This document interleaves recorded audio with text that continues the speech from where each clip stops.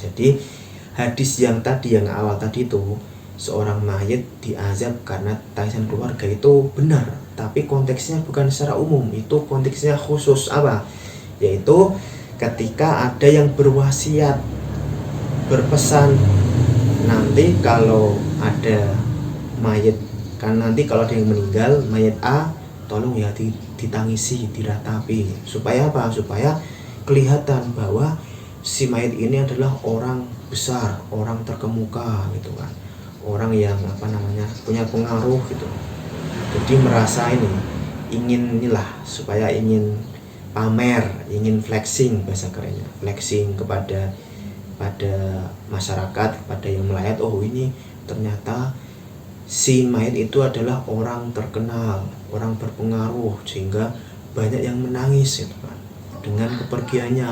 Itu yang nggak boleh, itu yang diharamkan, itu yang diazab.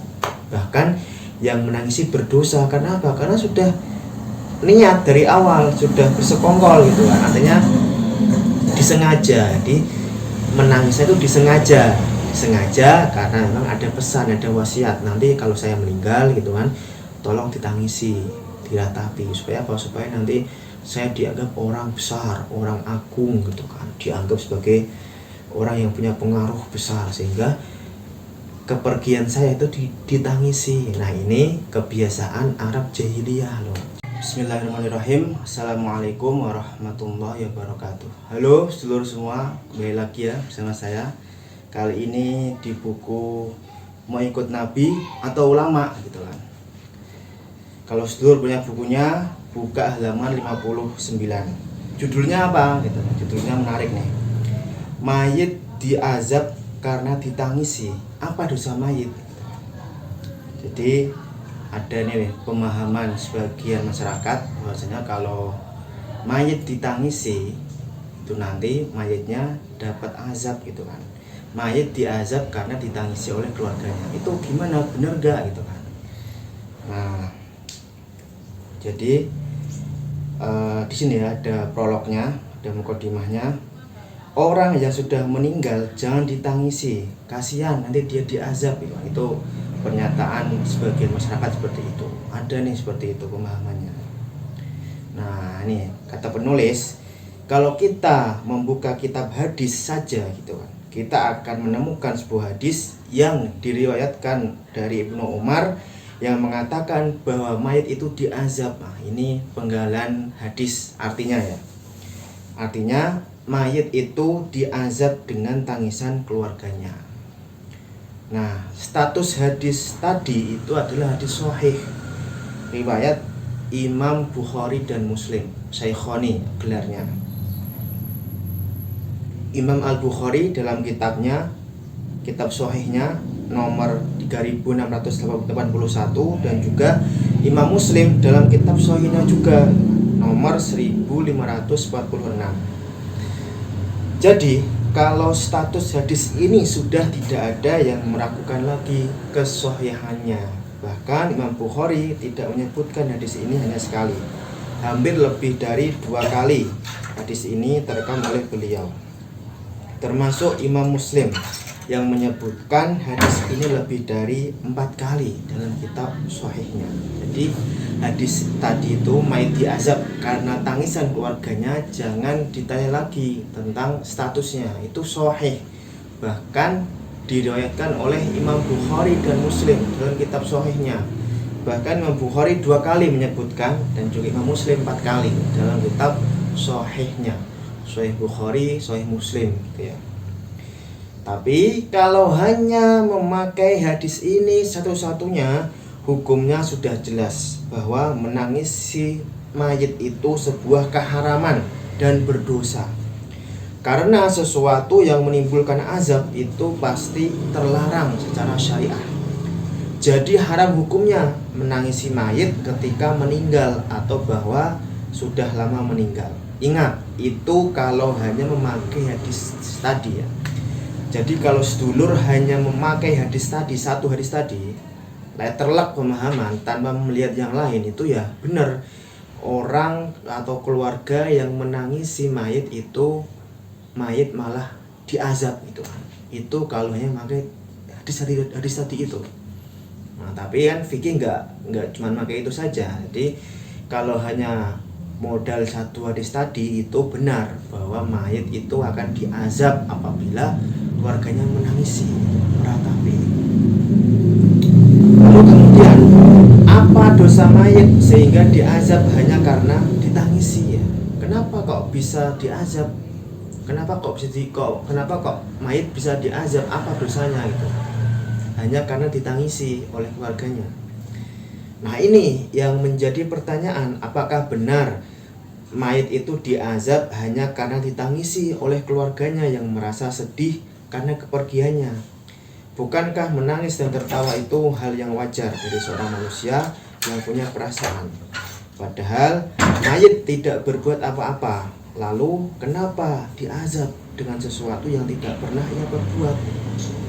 Kalau demikian adanya, apakah masuk akal jika dikatakan bahwa Nabi Muhammad SAW menjadi sumber azab bagi sahabat Uthman bin Mad'un karena beliau menangis ketika mencium jenazah Uthman bin Mad'un? Naudzubillah. Bahkan saking derasnya tangisan Rasulullah, air matanya sampai mengalir di pipi beliau dan menetes sebagaimana hadis yang diriwayatkan oleh Imam Abu Dawud nomor 2750 dari istri beliau Sayyidah Aisyah ya. Loh, kalau begitu Rasulullah berbuat dosa dong, bagaimana bisa gitu. Jadi kalau memang hadis tadi itu benar adanya bahwasanya mayit itu diazab karena ditangisi, Rasulullah pernah menangisi gitu kan. Rasulullah itu pernah menangisi seorang sahabat yaitu Uthman bin Mad'un. Nah, apakah ketika itu Rasulullah berdosa gitu kan, atau mayitnya berdosa karena memang ditangisi oleh Rasul? Ini kan sebuah pertanyaan besar. Padahal hadisnya mengatakan demikian, mayit itu diazab kalau ditangisi ya. Gimana nanti solusinya? Gimana kita meracik hadis tadi itu ya? Ini pekerjaannya ahli fikih, fuqaha. Kalau kita orang awam, meskipun seorang pakar hadis pun itu nggak tahu. Yang tahu tuh hanya ahli fikih ya, fuqaha. Seorang fakih lah seperti itu. Dan kalau memang begitu adanya bahwa mayat itu diazab karena tangisan keluarga, kalau begitu apakah masuk akal kalau kita katakan bahwa Rasulullah juga diazab di kuburnya? Karena ketika Rasulullah meninggal dunia, Abu Bakar menangis ketika mencium jenazah beliau, sebagaimana hadis Sayyidah Aisyah yang diriwayatkan oleh Imam Al-Bukhari dalam Sahihnya nomor 1165. Kalaupun benar hadis tadi itu kan, mayit diazab karena ditangisi oleh keluarganya, Rasulullah ketika meninggal, ketika wafat itu ada yang menangis, siapa? Abu Bakar gitu kan. Abu Bakar menangis ketika Rasulullah wafat. Apakah benar Rasul diazab? Nauzubillah gitu kan. Kalau kita merujuk ke hadis tadi gitu kan, hadis pertama tadi, hanya itu saja. Apa mungkin seperti itu gitu kan? Tetapi nyatanya dalam fikih tidak ada satu madhab pun dari 4 madhab fikih yang masyhur yang mengatakan bahwa menangis atas meninggalnya seseorang bukanlah sesuatu yang diharamkan. Bersuara atau tidak bersuara dalam tangisnya tetaplah tidak diharamkan. Ini termaktub dalam kitab Al-Mawsu'ah Al-Fiqhiyah Al-Kuwaitiyah juz 8 halaman 172. Jadi dalam fikih 4 madhab itu tidak ada larangan menangis untuk orang yang meninggal dunia itu. Enggak ada larangan, enggak diharamkan gitu kan. Terus bagaimana status hadis tadi? Lo kok bertentangan dengan pendapat imam 4 madhab gitu kan? Gimana kita mencari solusi kesimpulannya? Ada hadis mengatakan demikian, ternyata pendapat imam 4 madhab tidak demikian, berbeda dengan hadis, padahal hadisnya sahih gitu kan. Gimana nih cara menggabungkannya, gimana cara membandingkannya, gimana? Nanti ada penjelasan tersendiri ya Lord ya.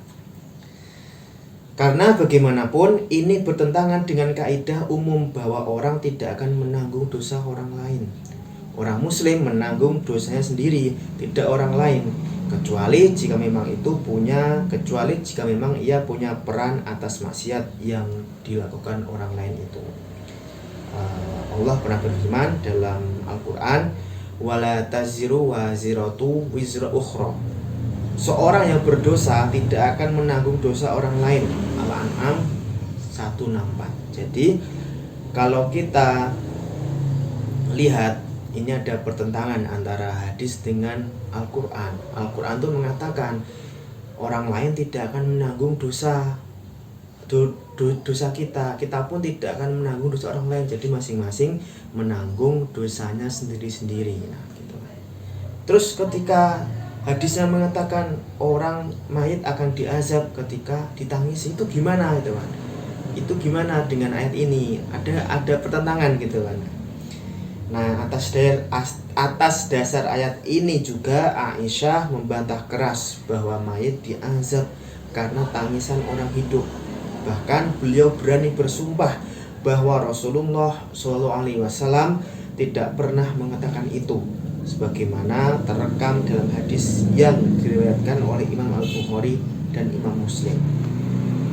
Hadisnya panjang, saya bacakan Arabnya ya, nggak apa-apa, biar sedulur puas. Ini ada hadisnya, bahwa Aisyah itu membantah dengan keras, membantah bahwa mayit itu diazab karena tangisan orang hidup atau keluarganya.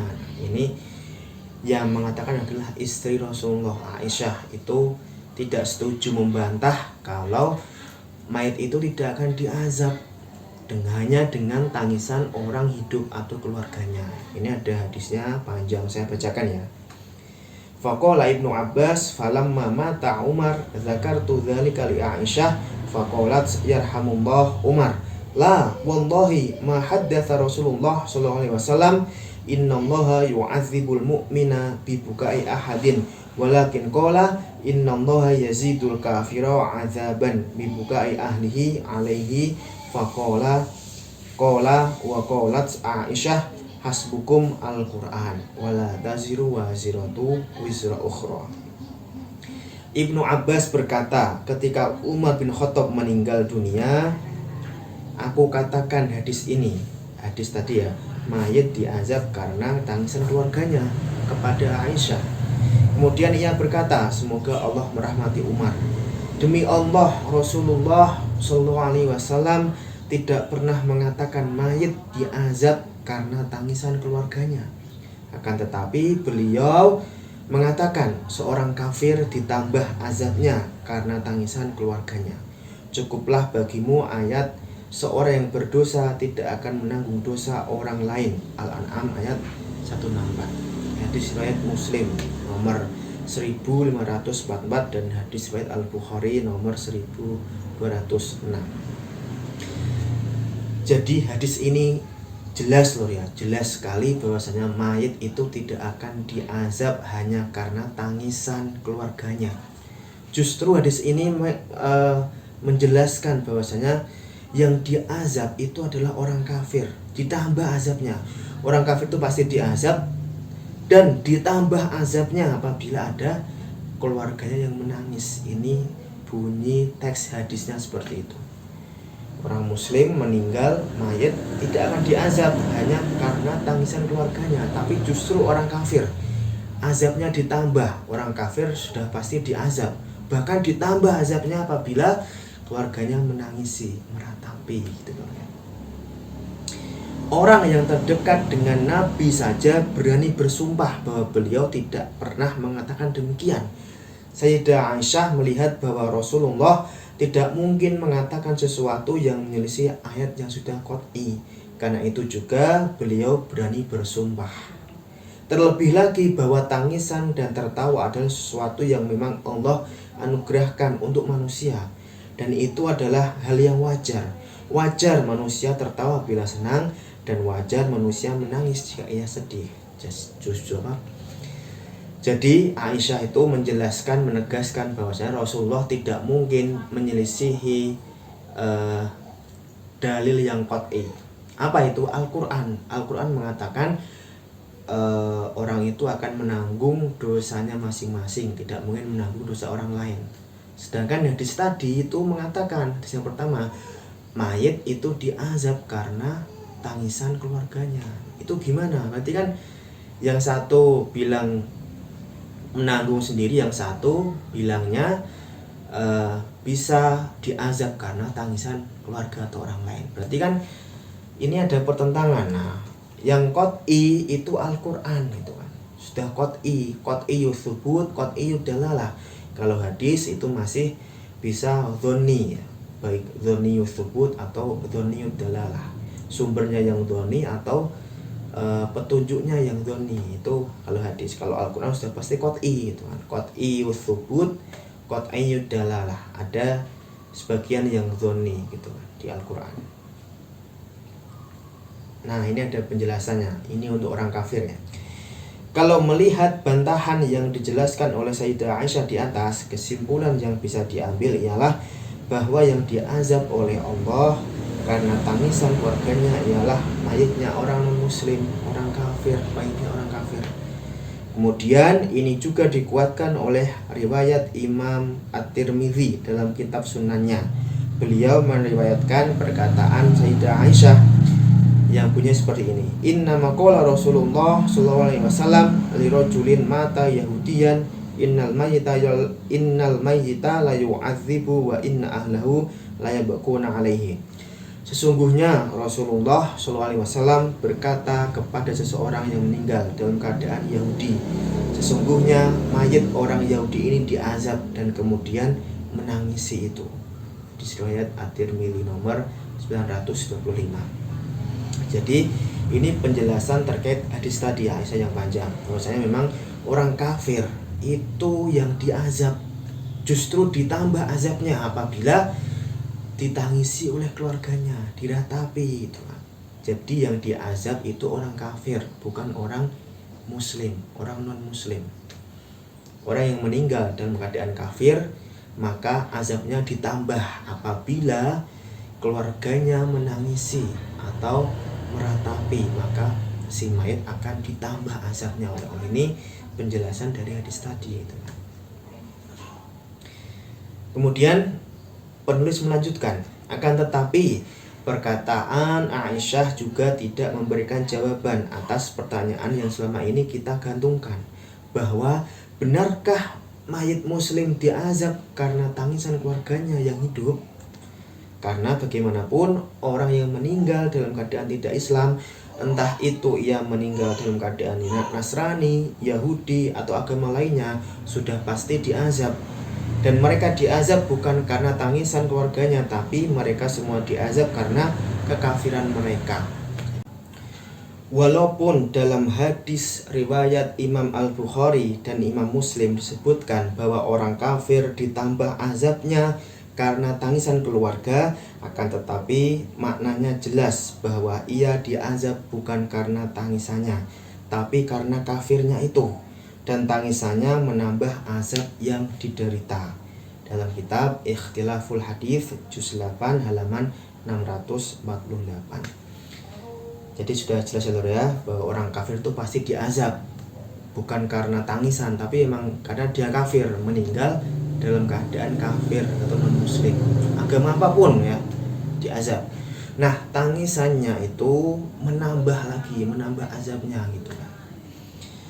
Begitu juga Imam Ibnu Qutaibah Ad-Dinawari dalam kitabnya Ta'wil Mukhtalafil Hadits. Beliau juga mengatakan bahwa yang namanya orang kafir sudah jelas bagaimanapun meninggalnya, apapun yang terjadi setelah ia meninggal, ia akan diazab. Dan itu pasti, sebuah kepastian. Ditangisi atau tidak, yang namanya kafir pasti terkena azab gitu kan. Dalam kitab Ta'wil Mukhtalaf Al-Hadits halaman 362. Jadi orang kafir itu sekali lagi sudah pasti diazab, bukan karena tangisan keluarga, tapi karena memang kekafirannya itu. Tangisannya hanya menambah azab lagi, ditambah gitu. Artinya bahwa memang masih belum terjawab apakah benar seorang mayit diazab karena tangisan keluarganya yang hidup. Nah, ini terakhir ada kesimpulan jawabannya ini. Wasiat menangis kebiasaan orang jahiliyah. Gimana itu penjelasannya?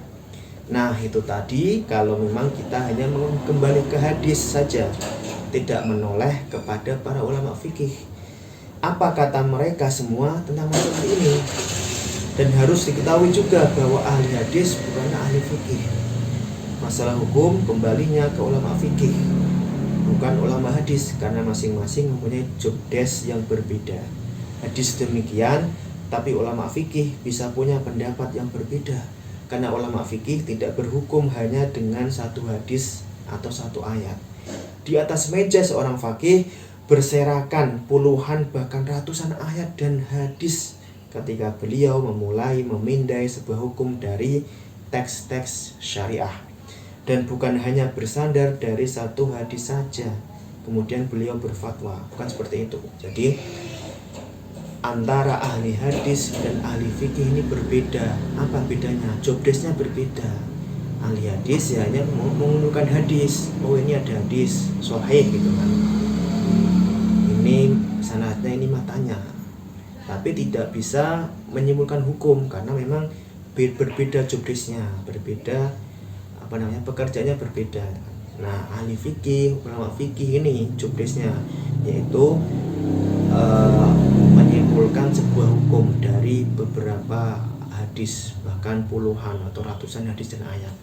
Jadi ulama fikih ini bukan hanya bersandar dengan satu hadis saja, tapi puluhan bahkan ratusan. Ada hadis, ada ayat, kemudian diramu, diracik, jadilah sebuah hukum yang bisa kita nikmati. Ini pekerjaan seorang ulama fikih. Berat loh, berat. Kalau kita ibaratkan itu, ulama fikih itu seperti dokter. Dokter itu kan mendiagnosa, kemudian membuat kesimpulan, oh ini sakitnya apa, ini sakitnya A, ini sakitnya B, ini sakitnya C. Itu dokter pekerjaannya. Berbeda dengan apoteker. Nah, apoteker inilah ulama hadis. Nah, apoteker ini ulama hadis karena apoteker hanya bukan hanya ya, pekerjaannya tuh hanya sekitar obat, hanya memilih obat. Oh ini obat untuk penyakit batuk, untuk penyakit pilek, untuk penyakit asam urat misalnya. Itu apoteker. Itu tugasnya ahli hadis. Ahli ulama hadis itu tugasnya yang mencari hadis. Oh, ini hadis sahih, hadis hasan, hadis dhaif, ini untuk perkara ini, perkara itu gitu kan. Nah, apoteker itu pun berdasarkan resep dari dokter baru memilih obat. Nah, begitu pun juga ahli fikih. Ahli fikih itu mungkin meminta ulama hadis atau memilih hadis itu ribuan, puluhan bahkan ratusan.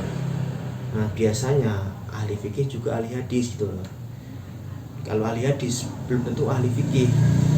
Nah, ulama fikih ini punya kelebihannya apa tadi? Beliau ini selain ulama fikih juga ulama hadis, jadi langsung pekerjaannya langsung double gitu. Yo nyari hadis, nyari ayat, kemudian diracik, diramu, jadilah sebuah hidangan, yaitu hukum fikih namanya. Itu pekerjaan berat seorang ulama fikih, madhab dan sebagainya. Kalau kita membuka kitab-kitab fikih dalam perkara ini, kita akan mendapati bahwa tidak ada satu mazhab pun yang mengatakan bahwa menangis atas kematian seorang kerabat atau salah satu keluarga bukanlah sesuatu yang diharamkan.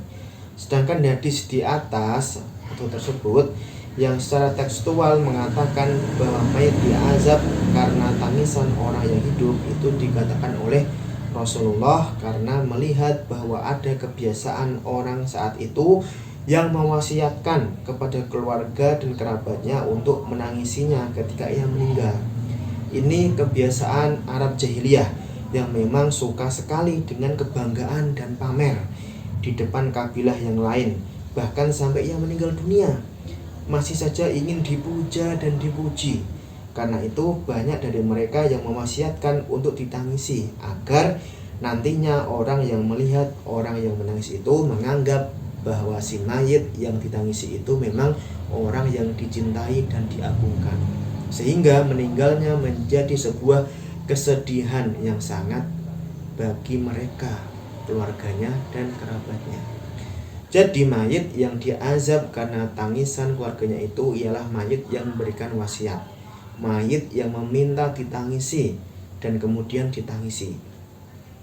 Karena itu ia diazab, dan yang menangisi pun berdosa karena telah bersekongkol dalam sebuah kemaksiatan. Ini loh, ini jawabannya. Jadi hadis yang tadi, yang awal tadi itu, seorang mayit diazab karena tangisan keluarga itu benar, tapi konteksnya bukan secara umum, itu konteksnya khusus apa? Yaitu ketika ada yang berwasiat, berpesan, nanti kalau ada mayit, kan nanti kalau ada yang meninggal, mayit A, tolong ya ditangisi, diratapi. Supaya apa? Supaya kelihatan bahwa si mayit ini adalah orang besar, orang terkemuka gitu kan, orang yang punya pengaruh gitu.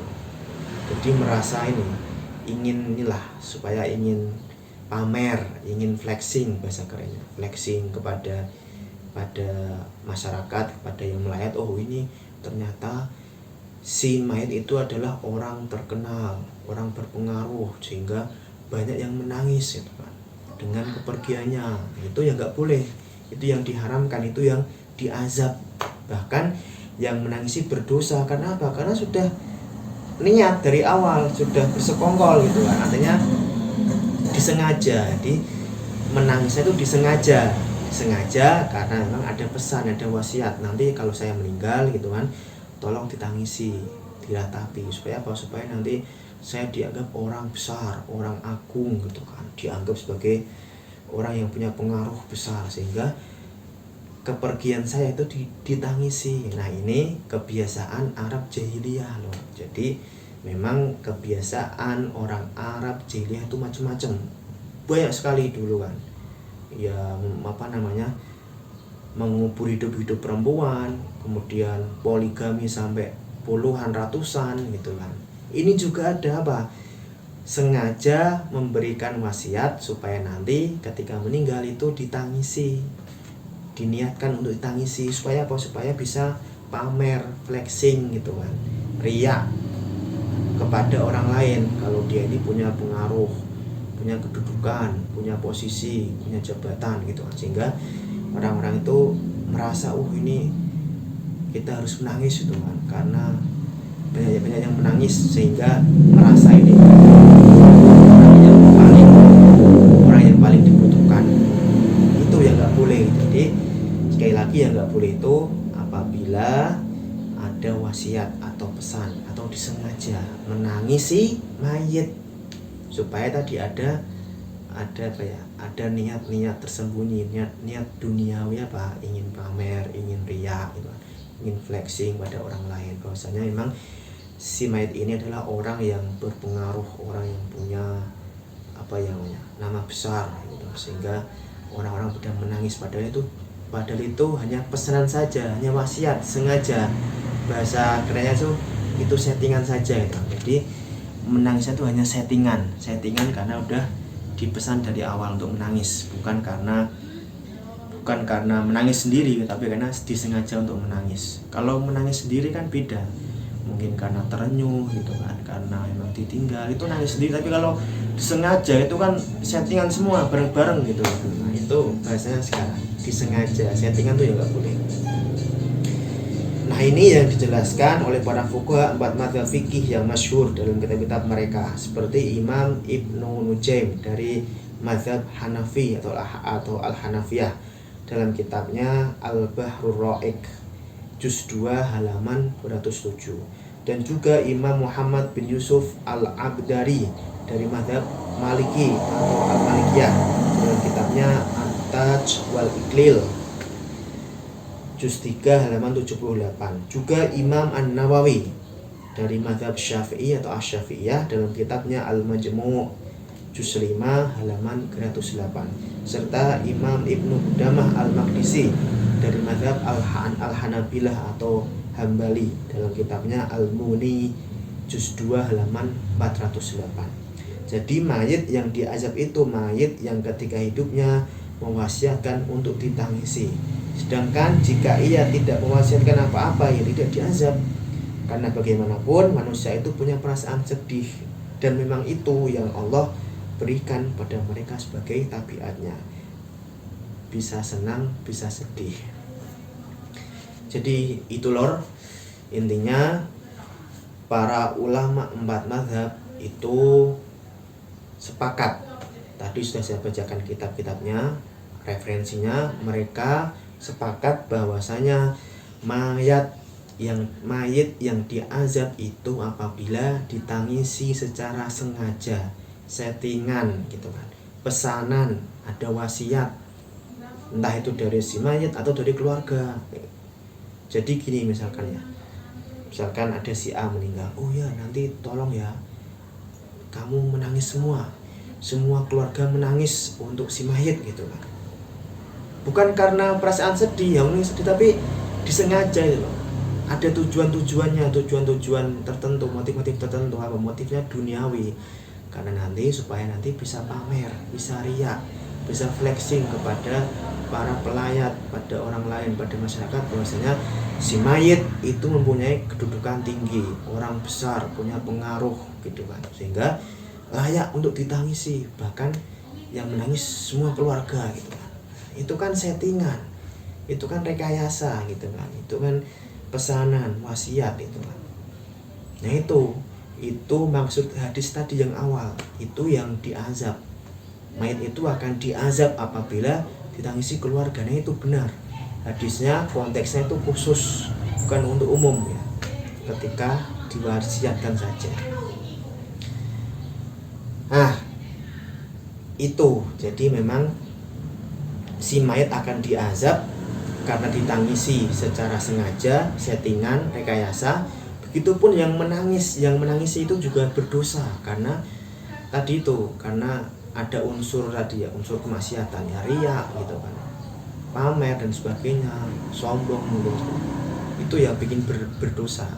Tapi kalau nggak ada wasiat, nggak ada pesanan, nggak ada settingan, nggak disengaja, tiba-tiba menangis sendiri, ya itu nggak akan diazab, itu nggak masuk ke dalam hadis tadi. Itu yang boleh malah. Karena apa ya? Karena manusia itu ya bisa sedih, bisa senang, ya bisa nangis, bisa tertawa, itu wajar, manusiawi gitu loh. Jadi kalau nangisnya itu nggak disengaja, nggak settingan, nggak rekayasa, itu nggak apa-apa, nggak berdosa. Justru itu sebuah kewajaran manusiawi. Mayitnya tidak akan diazab. Tapi kalau nangisnya disengaja, settingan, rekayasa, itu kan ada motif duniawi, ya itu mayitnya diazab loh, diazab gitu kan. Dan yang tadi yang menangisi itu berdosa, melakukan maksiat gitu. Jadi itu hadis tadi yang awal itu benar, sahih, tapi konteksnya bukan untuk umum, tapi khusus apa? Ketika ada pesanan, ketika ada wasiat, ketika ada settingan, ketika ada rekayasa, disengaja. Tapi kalau nggak disengaja ya nggak apa-apa. Jadi itu aja lor. Silahkan kalau sedulur punya pendapat lain, silahkan komen di kolom komentar. Silahkan share seluas-luasnya kalau konten ini bermanfaat untuk sedulur semua dan juga orang lain, karena masyarakat kita itu kan kadang banyak salah pahaman yang perlu diluruskan, termasuk ini menangis untuk si mayit ini kan. Silakan jangan lupa subscribe, like, share, dan komen ya lor ya. Sekian dulu, terima kasih. Wassalamualaikum warahmatullahi wabarakatuh.